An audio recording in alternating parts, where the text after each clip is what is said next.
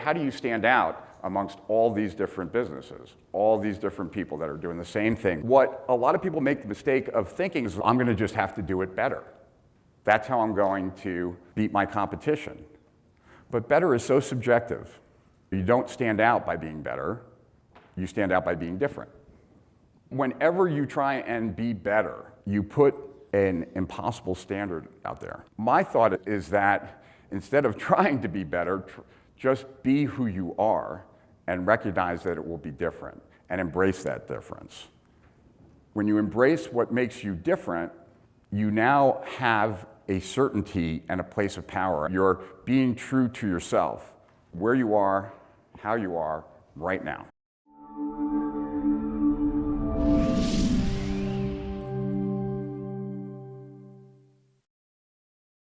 All right, so this is the presentation, how to be a winning risk taker who leverages asymmetric upside to your favor, which is what Laura asked me to do, which was a strange thing for her to ask me to do, because I thought about it, and even when I told friends that I was going to do it, I don't really see myself as some big risk taker. In fact, I can't really think of many risks that I've taken, but I think it's the way I look at things that kind of makes it different. And I've never presented on anything even somewhat closely related to this. So I've put a lot of thought into it, actually. I started mapping out, and I'm going to do my very best to try and convey what was very clear on that board to me to you. And I can't promise that it's going to be as smooth in my head as I would like it to be, but there we go. All right, so when we think about risk in general, what first comes to mind? Fear? Okay, there are many negative things that can come to mind when we think of risk, right? Losing, fear, embarrassment, etc. But as many positive things as well, discovery, opportunity, etc. So risk really is relative to what we're talking about. It could be negative, it could be positive, and many times in my own life, as we'll get to, the risk has been a positive influence in my life. But this is the general formula for risk. The probability of an occurrence, positive, negative, the severity of it. Those are the two elements, and that equals risk. So it's probability times whatever probability of the thing happening, whatever that thing is. But my promise here in this presentation, what I want to try and get you to see is that the way you look at yourself and who you are and what your life goals are, that has more of an impact on your tolerance for risk than anything else. And I want you to see your relationship to, one, who you are. My hope is that you actually make it a little bit less firm, your commitment to who you currently are. And if I can do that, I think the risk will take care of itself. So this is my belief. I believe this quote to be true, that the mass of people lead lives of quiet desperation. I saw this when I was doing research, and I just thought that intro paragraph really sums it up. Most people live an empty life caused by unfulfilling work, lack of leisure time, misplaced values, money, possessions, and accolades. Thoreau claimed that the value we attach to possessions, money, and status is wrong. Quiet, desperate lives are routine and emotionless. And I think most people spend a lot of time there. I think most people spend a lot of time sleepwalking through life, just on autopilot, kind of the drift, just going with the flow, not really separating themselves out. And it's a surrender. Now, I'll get to it a little bit later. I went through a midlife crisis about 8 years ago, and, or no, 10 years ago now, and did every kind of transformational program out. And one thing that really stuck with me was something that they went over in Landmark. So if you ever took Landmark, this might look familiar because it's theirs, it's not mine. But it resonated with me, and what the person who was teaching put this up on the board and was talking about resignation and saying how there was a time when you might have thought that you could change the world at the very top. And then as you got older and life beat you up a little bit and experiences happened, maybe you didn't think about changing the world anymore. You thought maybe about changing society, or your business, or your community, or then your family. And now, you're not even sure you can change the person you're in a relationship with, or maybe you can't even change yourself. And that's what resignation is. Resignation is, my experience with it, is that your goals just get smaller over time. Maybe not even consciously, but just unconsciously. The dreams that you had when you were younger to the dreams that you have now, just different. And not bigger and better, often smaller. So Whenever I do any kind of event, consulting, whatever, I always ask people, why are you here? What do you want from me? With events especially, why are you here? Because I find that people come to events sometimes not even clear what they're looking for, hoping that the person on stage somehow has some magical ability to know what it is that you need, even though you don't know what you need, and then to be able to articulate it so that you get what it is that you need, even though you don't know what it is that you need. So if you don't know why you're here, that's a symptom of something bigger, right? If you're not clear what you're looking for, specific, or what do you want? I am shocked at how many people have a hard time answering that question. What do you want? What do you want out of life? What do you want? And if you can't answer that, hey Jack, if you can't answer that, then that's also a symptom. It's a symptom of being disconnected to who you really are. And probably most important, what's your definition of success? Each and every one of us should have our own unique definition of what success means to us. My girlfriend Kim, before she retired, she was in private equity and she managed people's assets who were billionaires. And so I've gotten a chance to meet a lot of them, and I wouldn't trade my life with theirs. And I'm not a billionaire, not even close. But my day-to-day life, I like more than their lives. So my definition of success is obviously different than theirs, right? And each of us needs that definition because risk is very much related to that. Risk is what might interfere with that. So if your definition of success is a $20 million house on the ocean and whatever else, and then there's something that you could do that might help you get there or not get there, there's risk involved, right? You might not get that house on the ocean. But if your definition of personal success is to have a life full of experiences, what would be risky for someone who's trying to get a $20 million mansion wouldn't be risky for you. So understanding how you define personal success is critically important. And even outside of the scope of personal, even in business, it's critical to know the game that you're playing and why you're playing it. So I said that these are symptoms if you don't know these things, and what they're symptoms of is that you think that who you are is actually how you wound up being. And this is a heady concept, and I don't know how well I can communicate it in a short time, but I'm going to give you different experiences or different examples from my own life that I hope will illustrate it. There's a difference between who you are and how you wound up being. How you wound up being is how just the events have happened that have led to this moment right now, and it's how you are in this moment. It's wound up being, right? But who you really are is so much bigger than that, so much better than that. That I want to make clearer as we go. I assume that it's not extremely clear right now, this difference. When I did a transformation workshop at my office, I did 3 of them, the first whole day, people would do a lot of work, and then they would come to the conclusion at the end of the day that everything that they had laid out for themselves was really just a function of how they wound up being, and it wasn't who they really are. So I love this quote by Helen Keller. Life is either a daring adventure or nothing. Security does not exist in nature, nor do the children of men as a whole experience it, right? Avoiding danger is no safer in the long run than exposure. And there's this idea, right, that risk is very much related to this. A daring adventure is risky. All right, so let me give you some stories from my past to help illustrate some of this and then tie a bunch of things together. All right. So a lot of people don't know this about me, but I went to yeshiva as a child. So the skull cap, the thing on my head to fill in tzitzit underneath my shirt, that was me, right? Is that me, or is that how I wound up being, right? That's how I wound up being at a young age. But was it really me? No. Probably not. I then transferred to public school. And it was just unfortunate timing because I transferred in junior high.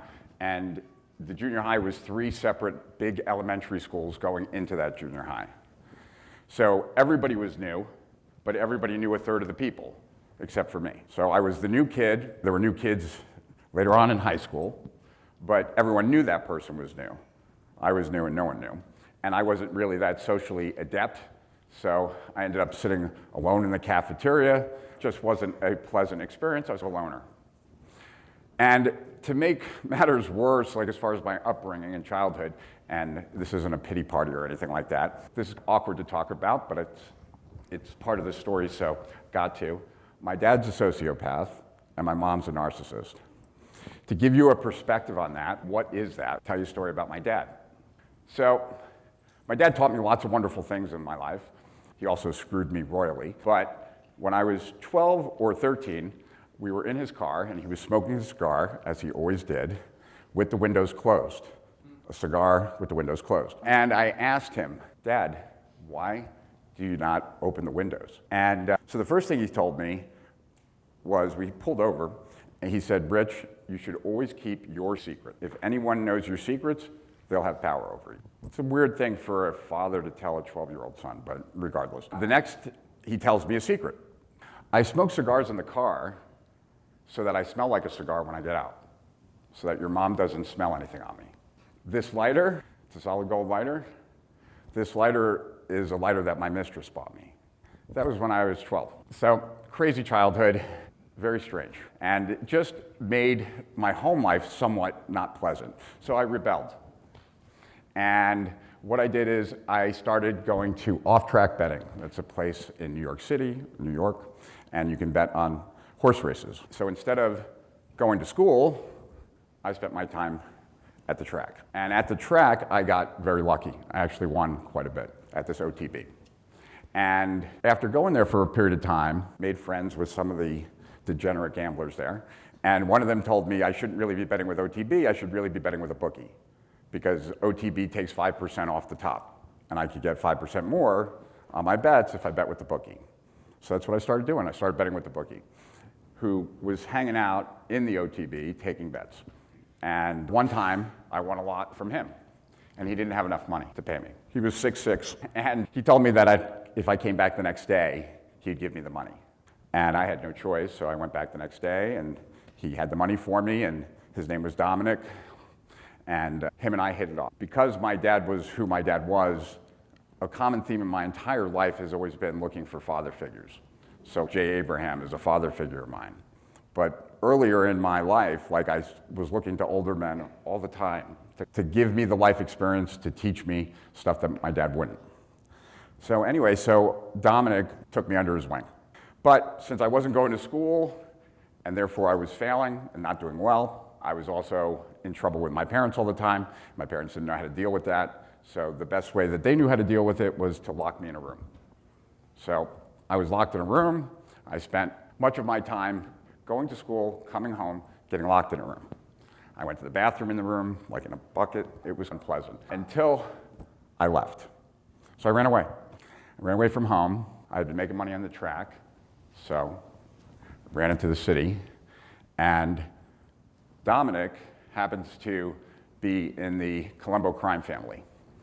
And when I ran away from home, I ran into Dominic, and Dominic allowed me to follow him around, be his little gopher for a few weeks. Now, Dominic was fixing horse races, him and a bunch of guys. And what they were doing was they were having in 8 horse races, they were paying off 3 jockeys not to come in first, second, or third. So the people that were coming in first, second, and third had no idea that they were going to be coming in first, second, and third. But the people who they knew wouldn't be, they could eliminate so that they could bet all the combinations for first, second, and third minus those 3. So it was an easy way to stack the odds in your favor. And that's something else about risk, right? That when you can limit your downside, you can be a lot more aggressive, right? You can take more risks when you're able to limit your downside. And the movie Goodfellas was based on a book called Wise Guy. And while Dominic's not in the movie, he's in the book.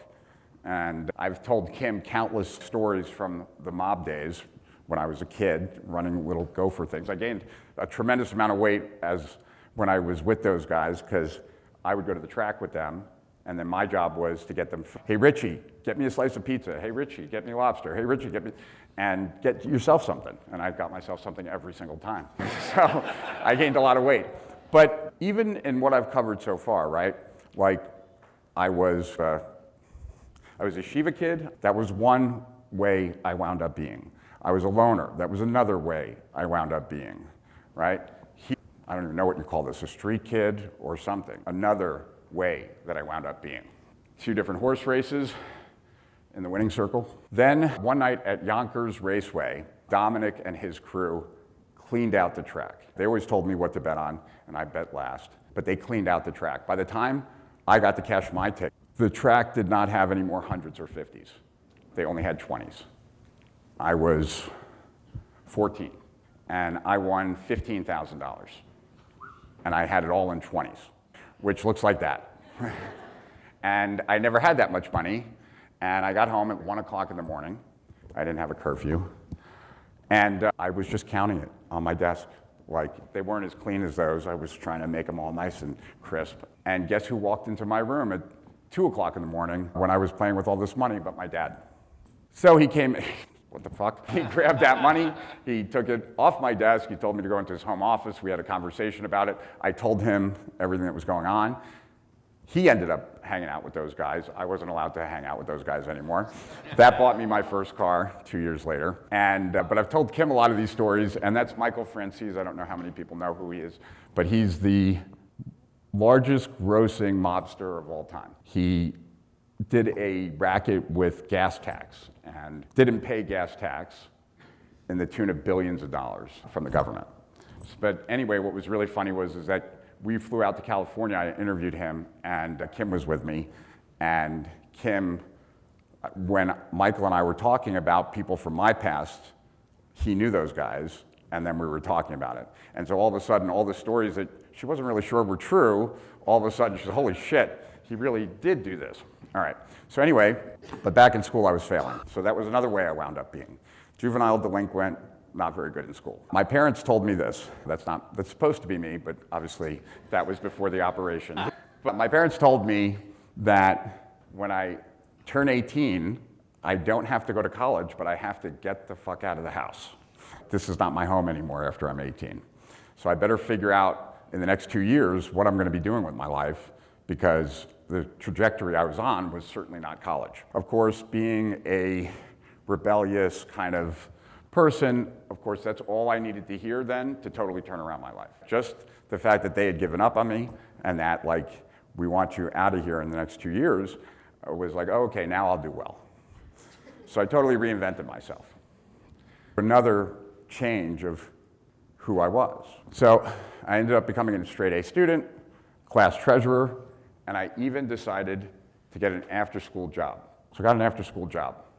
The after-school job I got was at a place called Investor Center. And if that sounds familiar at all, that's because if you watched Wolf of Wall Street, when he goes into this scene, that's Investor Center. So I was there when he actually got hired. That was his first job. There was no guy on Wall Street doing this. It was his first stock brokerage job. It wasn't in a strip mall the way they show it there, but I got to watch him actually do the one-call close that no one else in the office could do. And he would come in for an hour or two a day, close like 2 or 3 people, and then leave. Now, as a high school student, turning around my life, getting straight A's now, like, I recognized very quickly how sleazy and disgusting this, because penny stocks are like the bid and ask is 25 cents, 50 cents. So when someone spends $10,000 investing in something, it's immediately only worth $5,000, because that's the difference between the bid and the ask, which means that the broker gets 60% of that commission. So you spend $10,000, $5,000 is total commission, right? It's the difference between the bid and the ask. And then $3,000 of it goes into the broker's pocket. It's very hard to make money investing when you lose 30% off the top to the broker, 20% to the house. That's worse than Vegas. Like, you could play cards and it's only a 5% rate. But crazy childhood, right? My life intersected with Goodfellas, it intersected with Wolf of Wall Street, but who I was in each of these places was someone different. So after high school, I had to reinvent myself again, or I got the opportunity to, because I recognized now that I could actually be whoever I wanted to be. And I went to college where no one from my high school was going. So that really gave me carte blanche to really think through, who did I want to be? I felt like I was getting a total clean slate. And I don't know that most people take a step back and think that way, but I strongly recommend it. Who do you need to be to make your business successful? Who do you need to be to accomplish any goal? So in college, I did really well. Won a lot of scholarships from Arthur Andersen, joined a fraternity called Sigma Chi. I was supposed to work for the FBI one summer. I was chosen as one of 50 students in the country, but then I failed security clearance. Surprise, based on my childhood. So I spent the summer at Harvard, and I worked for Accenture as well, and thought I was going to spend the rest of my life working for Arthur Andersen and Accenture. That's another version of me, Rich Sheffrin, the accountant. But in my senior year, my second semester, my dad told me that he was going to close a store that he had because it was losing money and the lease was running out in 6 months. So it was a store that was never like his primary business, but it was something that he owned. And I thought I could turn it around. I thought I could make it successful. So I made him a deal. I said, give me the 6 months to turn that store around. And if I get it to break even or better, renew the lease and we'll be partners. You're going to close it anyways. And if I'm able to turn it around, I will compensate you. I'll reimburse you for any losses that happened once I took it over. So we made a deal. I came back, and that's what happened, right? So instead of closing, I turned it around. Now, the store was in Manhattan. It was on Broadway, one of the most trafficked streets in New York City, between Soho and NoHo, and every major retailer's there. And I have this shitty store, and I have to compete with them. And that's a problem. It's not going to be easy. These are all vertically integrated companies. Like, I can't do better than Urban Outfitters or The Gap or all of these companies. And so I really was racking my brain of how could I compete with all these people? What did I have as a 22, 23-year-old kid? How could I compete with these huge companies, change the trajectory of this store, right? How could I stand out? How could I make this store memorable and actually be a destination, like something that people would go to? And this is where I first really discovered that being different is a much better aspiration than being better. One of the subtexts of my success consistently is trying to do things differently in a way that is obvious, like noticeably different. So with the store, there was no store that was catering to the club lifestyle, right? This is back in the 90s. Raves, clubs, stuff like that. There was no one really catering to that, and I felt that was something that I was into, something that I enjoyed. I enjoyed going to raves and techno music and all that stuff and doing ecstasy and all kinds of things. And so I decided that I knew that better than certainly anyone from The Gap or Urban Outfitters or any of these other places. And so that's what I made the store. And my goal was that whether you liked the store or hated the store, you would remember walking. You would not, like, you might walk into 150 stores that day, but you would remember that one store that was different than all the other stores. We lit it like a club, and the clothes fit it as well. Because if you're not different, ultimately you're invisible. And in today's age, right, where everyone, I feel like it's such a good time to be talking about risk because, one, we are certainly in a very uncertain time. Right? Who knows what's happening with the economy, with inflation, with everything. But in addition to that, because of COVID the last 2 years, more people are online than ever before. So there's more opportunity online than ever before. But there's also more competition than ever before. There's more businesses online than ever before. So now there's more opportunity, but how do you stand out amongst all these different businesses, all these different people that are doing the same thing maybe than what you're doing? And so what a lot of people make the mistake of thinking is, I'm going to just have to do it better. That's how I'm going to beat my competition. But better is so subjective, and better is only found out after the fact, not prior. So you don't stand out by being better, you stand out by being different. But I think that there's something incredibly important that gets missed about this difference between better versus different. So I think whenever you try and be better, you put an impossible standard, or you run the risk of putting an impossible standard out there. Imposter syndrome, that's something that I hear people struggle with. But I think imposter syndrome really comes from having standards that you believe are standards that you need to have in order to be better and then be the choice for other people. But if you recognize that you are different, each and every one of us is different, and if you were just more yourself, you'd be more different, then the standard is where you are right now. So my thought is that instead of trying to be better, just be who you are and recognize that it will be different and embrace that difference. When you embrace what makes you different, you now have a certainty and a place of power. You're being true to yourself, where you are, how you are, right now. I love this quote. I remember reading it in the book by Robert Holden. No amount of self-improvement can make up for any lack of self-acceptance. So what I see a lot of people do is they think they need to be this in order to have whatever it is that they want, as opposed to just recognizing that they could have that based on who they are right now. And then they're not good enough, and now they're going to work on themselves to be better. But guess what? You never get to a place where you feel good enough. Porter Stansberry, I've worked with Agora for about 20 years, and when I first met Porter about, 17, 18 years ago, Porter was speaking to a group, and he was talking about how everyone knows that people buy for emotional reasons. We've heard that, we know that. What he said that I never heard anyone talk about before was that emotional reason never gets satisfied. So you can get someone to keep buying for that same emotional reason. Like, I buy a lot of books.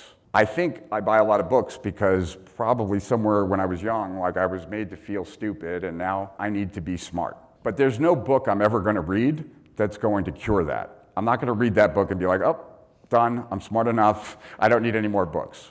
And no amount of self-improvement ever gets you to the point where you're like, I'm good. But if you achieve success based on your difference, you are good. So there's this, I told you I went to yeshiva, right? So I remember one thing from one of the classes, and in the Jewish religion, in the part of the mystic side, there's something, they have this kind of analogy of a problem tree. And on this tree is everyone's problems. And the question is, would you be willing to go to that tree and trade all of your problems for some random person's problems? And if you wouldn't, then what are you complaining about? If you have it so bad, you should easily want to trade all of your horrible problems for the average person. But if you're not willing to, then your problems aren't so bad. I think it's just a great way to have a reality check. People will always talk, so give them something to talk about. It's your uniqueness, right?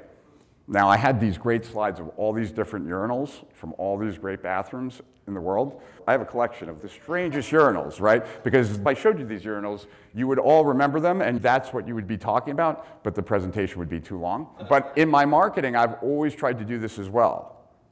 Like, in every campaign that I ever did, I always tried to have something towards the front of the campaign that gave people a reason to talk about it. Hey, have you heard what Sheffrin did? Have you seen this? So whether it was a 24-hour live stream, whether it was the first time ever doing a live stream, these kinds of things, like, just to give people a reason to talk. They're going to talk anyway.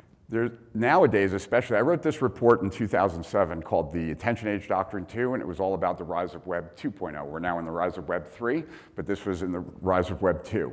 And one of the things I talked about in this report on page 53 was that your prospects aren't targets, they're the best marketing channel that you've got, right? Prospects were no longer just a target, now they were actually your best media channel. I've been fortunate enough that a few of my reports went pretty viral. And they went viral because my prospects shared them, right? People who never bought from me got me other people consistently, and so on. That only happens, though, if you give people a reason to talk. And it's easy to talk about things that are different. I think the average person, the average life is pretty shitty. So if you don't want to end up average, then you shouldn't do what average people do. So this was just my picture of lemmings, which supposedly they don't really run off cliffs together, but nonetheless, I found that out when I was looking for an image of it, and I just decided to use it anyway. But if you're not going to follow the masses, and you're not going to just try and be better, then what are you going to do? So I used to talk about this as it related to entrepreneurship quite a bit, that there's really two paths that I see people walk down, right? On the left, you could say, is the illusion of security. And on the right is the reality of uncertainty. So the illusion of security versus the reality of uncertainty. So security is an illusion, but it's a pleasant one. So I started business coaching back in 2003, 2004. First online business coach.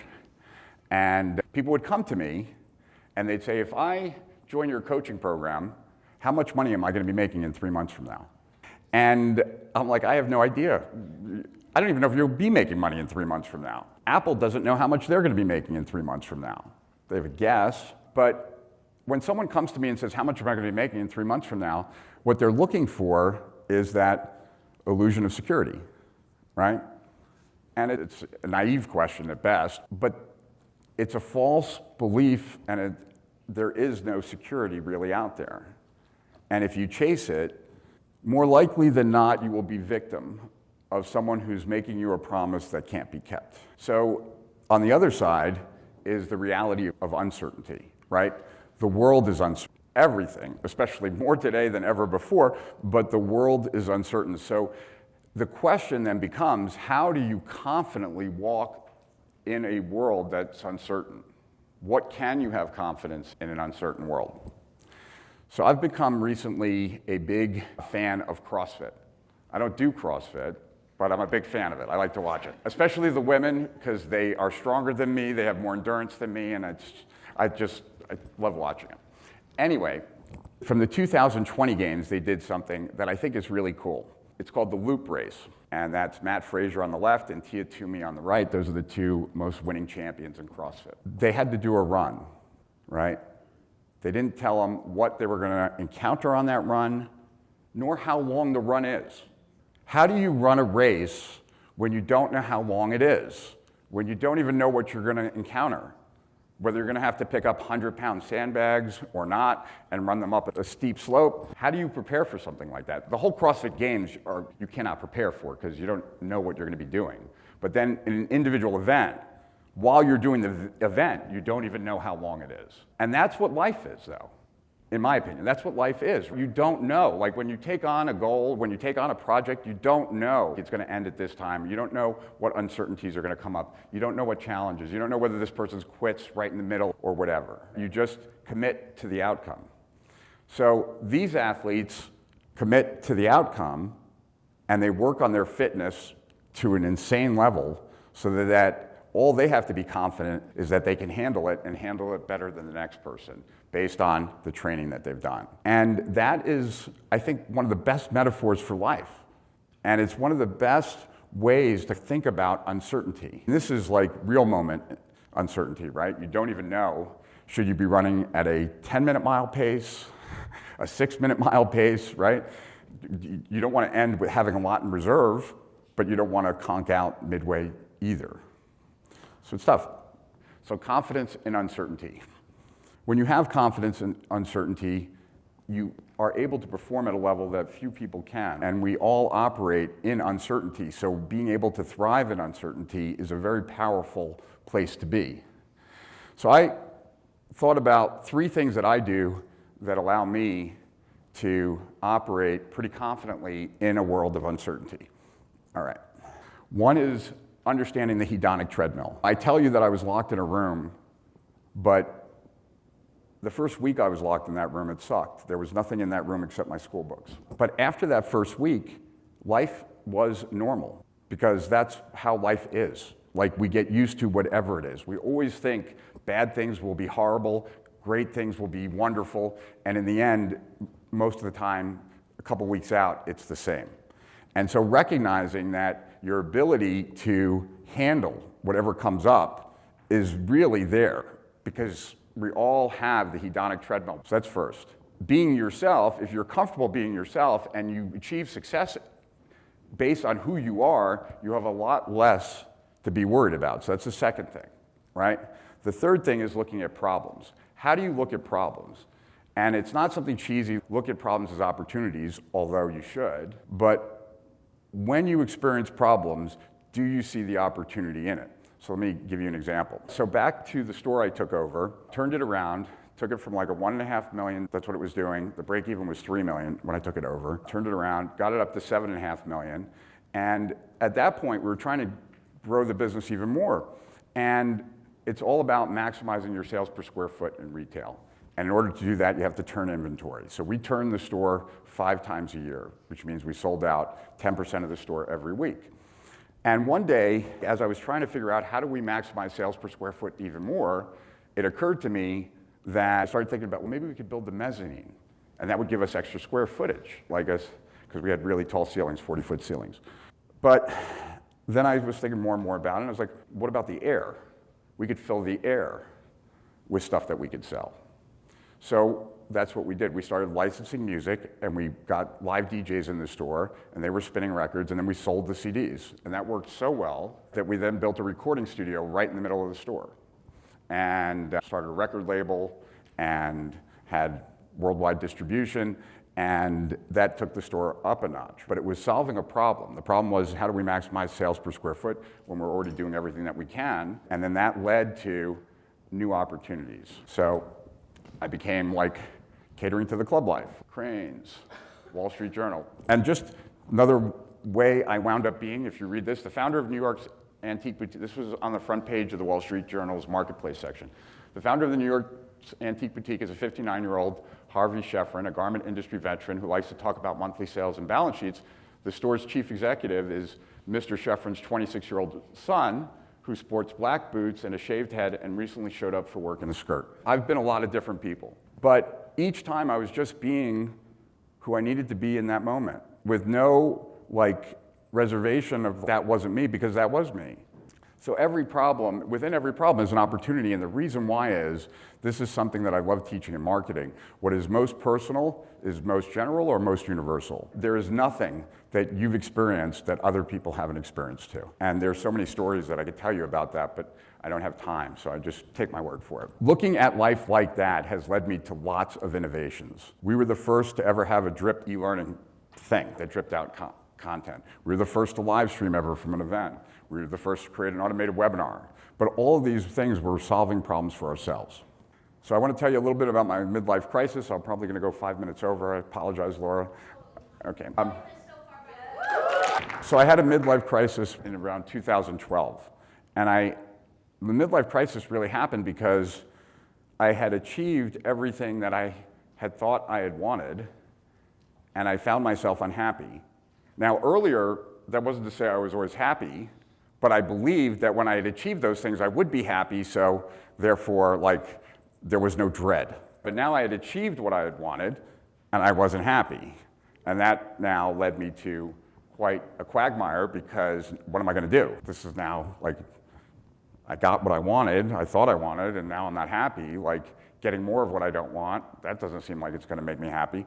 So I really wasn't sure what to do. So a couple of things that I took away from my midlife crisis that I just wanted to share because they made a difference for me. So the first was goals, right?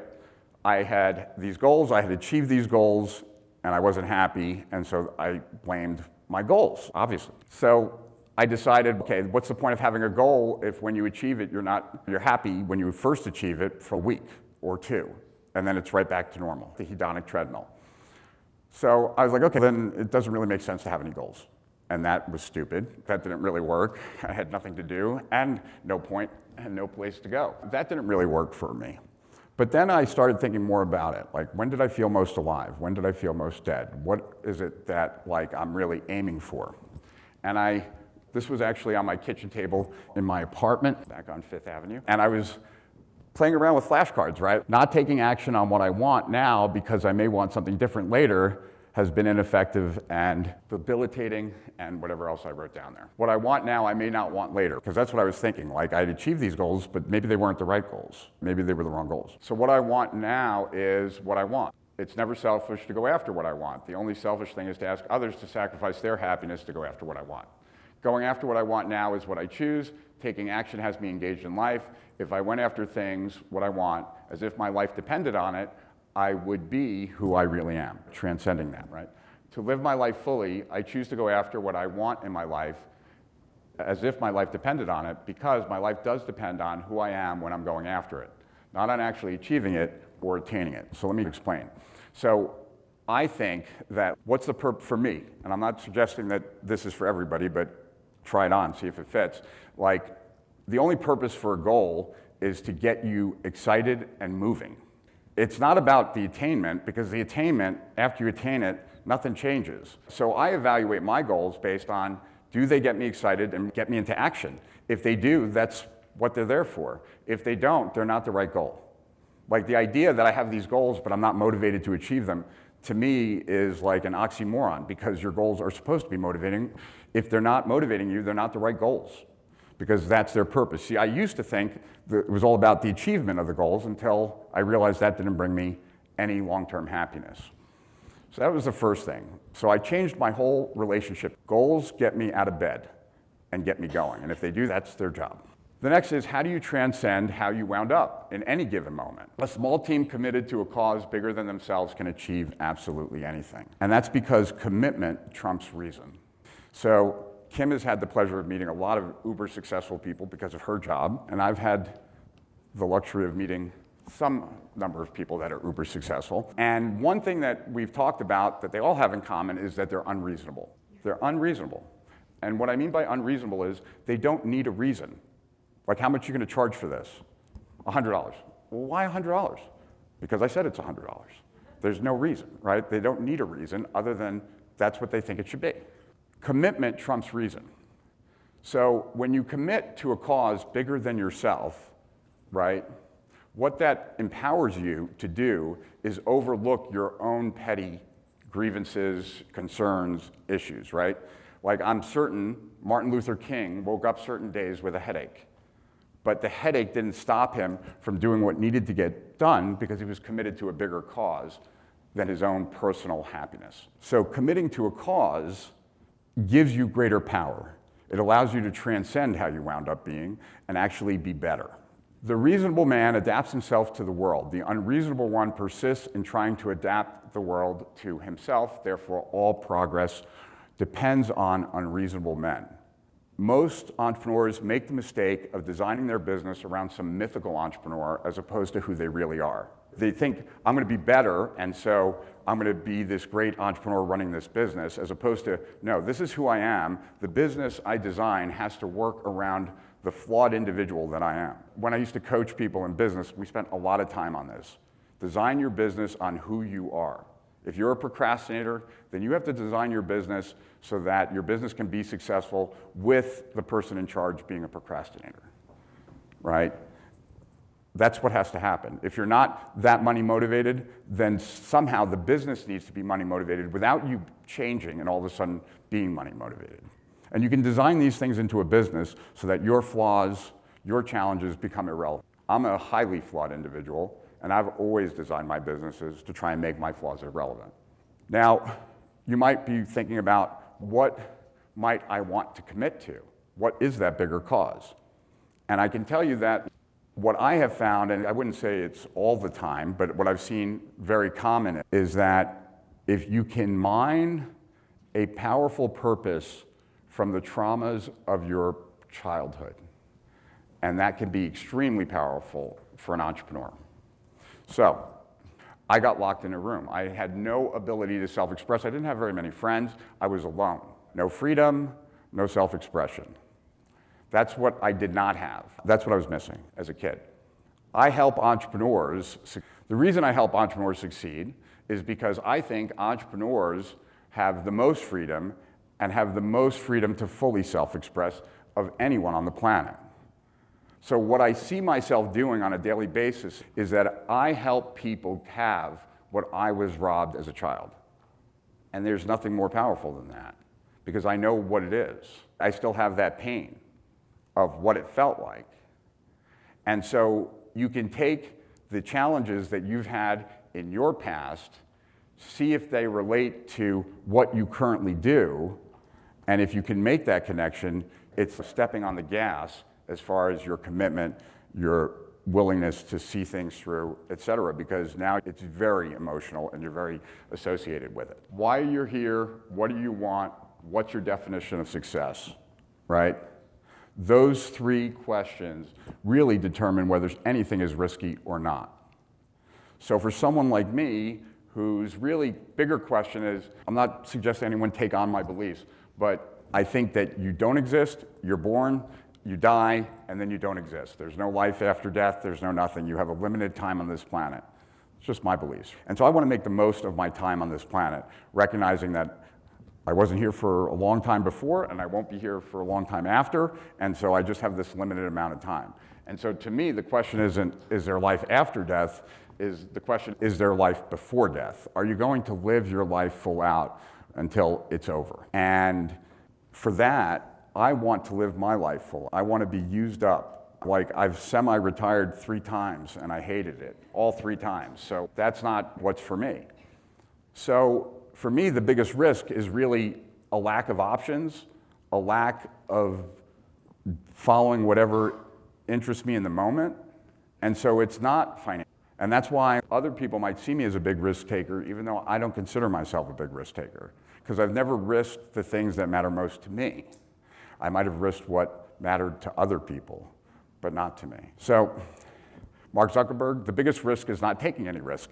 In a world that is changing really quickly, the only strategy that is guaranteed to fail is not taking risks. So, what I would strongly recommend is that you figure out who you are. I don't know if I shared this last thing or not, but I want to share it just to make sure. So, Claire Graves, who was a professor at Union College, and he developed a model that was above Maslow. So Maslow has the 5 different things, self-actualization on top. There have been a few scholars that have actually continued that model further up. So there are higher levels past Maslow's.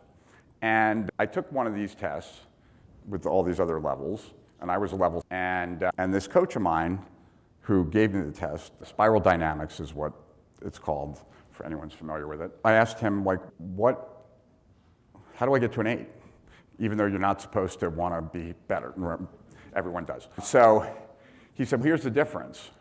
As a 7, you're spending a lot of time trying to figure out who you really are. As an 8, you recognize that who you are is who you need to be in any given moment. There is no you.